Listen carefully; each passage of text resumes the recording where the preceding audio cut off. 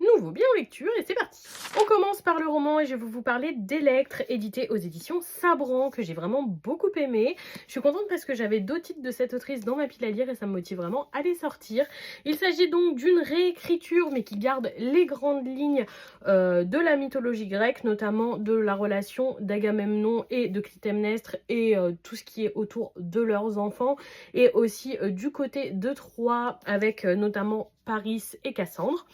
J'ai beaucoup apprécié ma lecture. Si vous connaissez déjà de l'histoire de tous ces personnages, ce ne sera pas une découverte parce qu'on est sur une réécriture qui garde vraiment les codes de cette histoire de la mythologie, mais je vais trouver un côté féministe très agréable et globalement la plume donne vraiment envie de tourner les pages très rapidement. C'était un volume unique hyper agréable à découvrir avec une très belle édition et franchement j'ai hâte de lire les autres titres de l'autrice. On passe chez Coda avec le 5e volume de Beware the Villainess. Je suis toujours aussi conquise par ce titre. C'est une histoire de réincarnation assez classique, mais je trouve que sa grande force réside dans son humour. J'ai passé un super moment de lecture avec ce tome qui en plus permet de bien faire avancer la romance et qui donne hâte de lire la suite. On passe chez Delcourt avec le volume unique Si nous pouvions rester ensemble pour toujours, une lecture hyper touchante d'un couple de personnes âgées qui ont été mariées pour plus de 50 ans et qui s'approchent du coup de la fin de leur existence.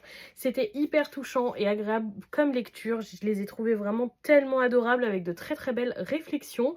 C'est un volume unique donc ça coûte pas grand chose de le prendre et vraiment je vous le recommande très fortement. On termine avec les deux premiers volumes de L'amour est dans le thé, édité chez Glénat que j'ai trouvé récemment d'occasion.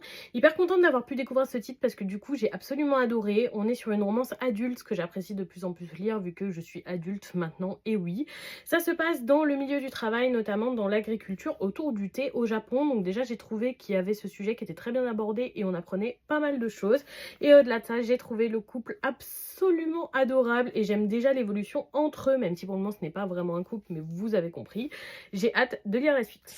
Et voilà pour ce bilan lecture. Dites-moi si vous avez lu ces titres ou si certains vous tentent. Je serais curieuse de vous lire dans les commentaires. Et je vous souhaite surtout une bonne soirée tout le monde.